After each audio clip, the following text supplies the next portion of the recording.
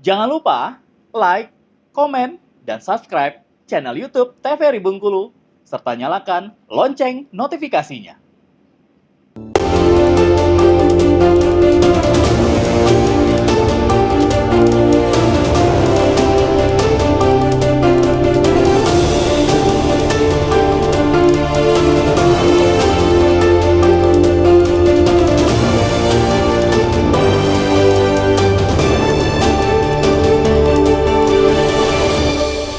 Ya, pemirsa, kita kembali tentunya masih di Berendo, masih seputar dengan pemanfaatan limbah plastik menjadi energi alternatif. Kita kembali nih ke Pak Ardi dan juga Pak Ridwan.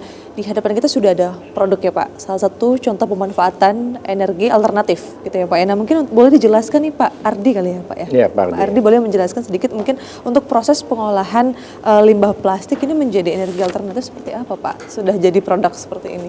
Oh ya, ini adalah limbah plastik yang kita olah atau kita proses di Bengkulu menggunakan mesin hidrolisis Vaspol 5.0 produksi Bank Sampah Banjarnegara di Jawa Tengah. Nah, ada beberapa keunggulan kami, salah satunya hasil dari proses ini sudah mendapatkan sertifikat dari Lemigas dan kami didampingi pihak BRIN. Kami pun di Bengkulu sebagai mitra itu juga didampingi oleh pihak BRIN. Jadi ini adalah produk yang diproses di Bengkulu menjadi bahan bakar alternatif setara solar. Dan alhamdulillah sudah 1 tahun ini baik di kendaraan roda 4 maupun roda 6 ataupun ke mesin diesel, alhamdulillah aman dan tidak ada satupun yang istilahnya konsumen itu menyatakan ada kendala di mesinnya itu. Kalau ini memang contoh yang saya bawa ini adalah produksi yang ini yang pertama kali kami produksi dulu. Nah, itu namanya memang Petasol. Petasol itu sudah dipatenkan karena nama itu adalah diambil dari PET dan sol solar. Dari PET itu bahan bakunya. Nah, kalau yang kecil ini, yang hitam ini apa istilahnya bahan bakar alternatif yang baru keluar kita proses dari tapi nanti setelah melalui proses treatment itu menggunakan katalis yang diproduksi oleh Bank Sampah Banjarnegara, itu hasilnya akan seperti ini jernihnya itu. Jadi sudah jadi sudah melakukan treatment menggunakan katalis yang diproduksi oleh Bank Sampah Banjarnegara, akhirnya akan seperti ini. Dan ini sudah siap pakai untuk kendaraan bermotor maupun ke mesin-mesin diesel. Bahan bakunya itu limbah plastik semua berarti Pak? Kalau bahan bakunya memang limbah plastik, cuma ada beberapa jenis yang mungkin belum masuk ya, belum bisa kami kelola. Contoh kayak yang Mika atau PVC, ada beberapa jenis. Jadi kita harus melalui. Tapi kalau yang jelas itu yang gampangnya itu kayak kantong kresek, sedotan, tali rafia ataupun plastik-plastik bekas kerupuk, bungkus mie instan, styrofoam, semua jenis styrofoam ya bisa juga kami kelola. Nah, itu makanya kan kenapa kami mengambil alternatif yang ini, karena satu pemberdayaan lebih besar ya dan tingkat kegunaannya lebih bermanfaat. Karena ini misalnya kita berpikir kenapa sih harus yang seperti solar? Ya karena kita di pasar di lapangan lah istilahnya kadang kayak pabrik tahu, bedeng bata mencari solar agak susah. Nah kita menyasar sebetulnya arahnya ke situ. Tapi beberapa mobil yang menggunakan kayak Innova Reborn, mobil Pajero Sport pun alhamdulillah aman sampai sekarang tidak ada kendala ya. Ke depan ini mudah-mudahan bisa menjadi bisa menjadi produk yang memang jadi unggulan di Bengkulu, jadi pengelolaan sampah. Kalau bahan baku 50 kg per hari kami kelola itu diproses itu bisa menghasilkan 40 sampai 45 liter. Ya, setara 50 itu. kilo ya. Jadi nanti ada residu ya, ada arangnya, ada air. Airnya juga kita treatment sebelum dibuang ke alam. Nah, ada arang atau yang sisa dari residu dari pembakaran proses hidrolisis itu kita buat lagi briket. Nah, briket itu kita bakar lagi. Abunya setelah itu dengan kayu nanti untuk pupuk. Jadi sama sekali kita tidak melakukan kita satu sisi menyelamatkan lingkungan tapi tidak melakukan hal yang menjahati lingkungan lagi ya. Kalau sebatas untuk asap dari cerobong pembakaran itu kita sudah filter juga dan alhamdulillah sudah aman. Dinyatakan aman. Kita juga kan selalu berkoordinasi dengan pihak-pihak BRIN yang ada di Bengkulu maupun di Banjarnegara, pihak BSB, kita selalu berkoordinasi bagaimana perkembangan apa, kita selalu melakukan itu selama 1 tahun lebih ini. Berapa lama Pak dari bahan baku itu menjadi, kalau di treatment tadi kan Pak Kastil ya? Kalau proses dari pirolisis itu antara 10 sampai 12 jam. Oh, 10 Itu tergantung karena misalnya ada bahan baku yang mungkin basah. Ada bahan baku yang agak kotor, itu akan memperlama proses. Harusnya 8 jam selesai, bisa sampai 10 jam ya molor. Tapi bukan karena faktor hasilnya tetap sama. Itu cuma proses karena basah ataupun mungkin kotor, itu biasanya agak lama. Yang setelah itu, tapi dari hasil presentasi tetap sama, bahwa bisa menghasilkan antara 40 sampai 45 liter per 50 kilogram. Ya, jadi nanti airnya misalnya 2 liter, residunya yang abu atau arangnya itu 3 kilo, biasanya akan ketemu selalu begitu. 50 input, outputnya juga 50. Itu mungkin yang kenapa saya menentukan harus memilih yang Fastpol 5.0 ini di Bank Sampah Banjarnegara, karena satu-satunya mungkin di Indonesia yang lebih maksimal dan lebih optimal di sini. Ada beberapa produk, memang pirolisis ini kan sudah lama ya, cuma yang sampai ke aplikasi yang bertahun-tahun di mesin tidak bermasalah, dan saya buktikan di Bengkulu bahwa ternyata ada satu mobil yang sudah 1 tahun menggunakan Petasol, alhamdulillah lancar. Aman, itu alam ambulan. Ambulan mobil jenis L300, ambulan gratis milik pribadi, alhamdulillah kami support juga dengan ini. Jadi kami lebih kepada ke komunitas kami lah, belum berani untuk lingkungan sekitar ya. Karena ada yang pengusaha tahu, pabrik UMKM, itu aja. Iya, baik. Nah, ini Pak berbicara mengenai regulasi mungkin dari Pak Ridwan. Untuk tantangan teknis regulasi dalam proses ini apa Pak yang dihadapi?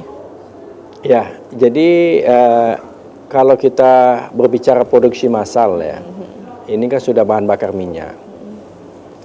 Nah, bahan bakar minyak ini tentu kalau kita produksi massal dan dijual untuk kelayak umum, tentu harus ada regulasi-regulasi. Tentu dari Kementerian Pertambangan dan Energi. Nah, karena apa? Karena proses pirolisis ini juga, walaupun ya produksinya ini sudah diakui oleh BRIN, ya, tetapi kualitas bahan baku itu juga mempengaruhi hasil produksi. Nah, secara teori ya. Nah, sehingga ketika kualitas bahan baku tadi itu berbeda-beda, tentu paling tidak ada pengaruh juga dengan hasil produksinya. Nah, di sini perlu selalu dilakukan pemeriksaan laboratorium, proses laboratorium, sehingga kualitasnya terjamin setiap kali produksi. Bukan sekali sampel sekali periksa, rutin berkala ya Pak ya? Iya, berkala. Setiap hasil produksi itu harus pakai laboratorium, diuji. Ya, misalnya dia sekali masuk mesin pirolisis itu kapasitasnya ya tadi kapasitasnya 50 kilo misalnya kan, kapasitas mesinnya. Karena mesin yang mereka punya itu kan kapasitasnya terbatas kecil ya. Nah, semacam kurang lebih ya 50 ya. Lebih ya. Kurang lebih 50 kilo. Nah, bahan baku pada saat 50 kilo itu tentu nanti 50 kilo berikutnya kan bisa saja berbeda. Oh iya. Iya kan? Kualitasnya. Nah, gitu, kualitasnya. Gitu ya.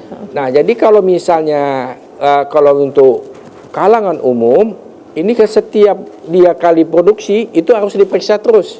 Betul. Ya, diperiksa produksi. Nah, jaminan mutunya lah. Ya. Karena istilahnya ketika orang komplain nanti dah ribut kan. Nah, sudah itu kedua, masalah energi ini kan masih monopoli Pertamina penjualannya, ya kan? Termasuk juga tambang-tambang rakyat itu kan tidak boleh dia menjual. Kan ada tambang-tambang minyak rakyat tuh seperti di Sumatera Selatan kan banyak itu menjual minyak sendiri, produksi sendiri, olah sendiri, dia jual tidak bisa. Iya. Nah, tidak bisa. Tidak ada izin ya Pak? Tidak ada izinnya, kan begitu. Nah, ini yang menjadi prosesnya bukan kewenangan pemerintah kota.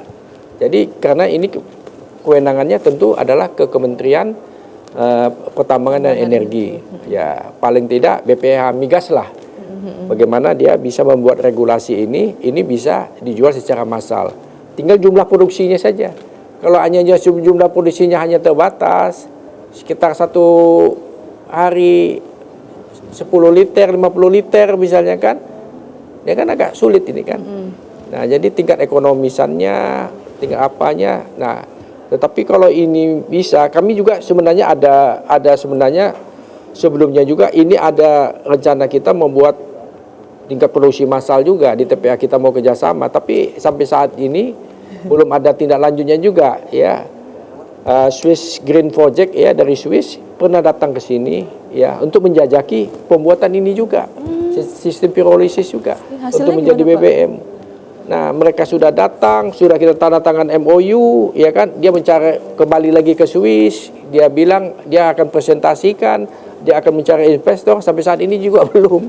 Nah, begitu. Nah, jadi istilahnya memang pirolisis ini memang udah proses sudah lama ya, teknologinya juga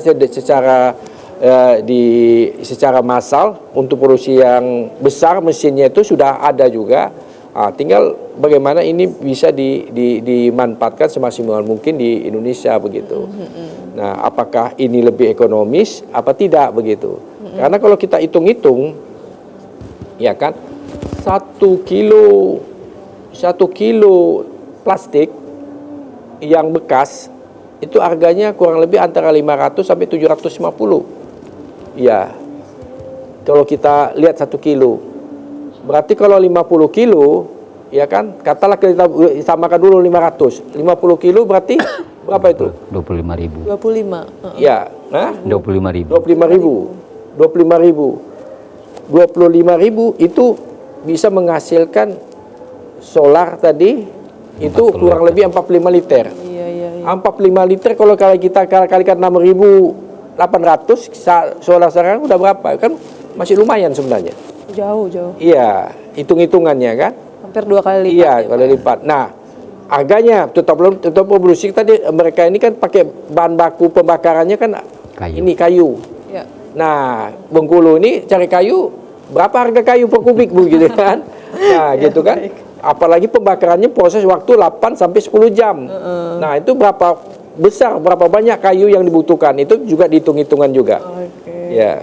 Baiklah. Ini seru ya Pak ya kalau masalah hitung-hitungan. Pak Ridwan dan juga Pak Ardi, mungkin kita jeda kembali. Pemirsa jangan kemana-mana. Tetaplah bersama kami tentunya masih di Berendo.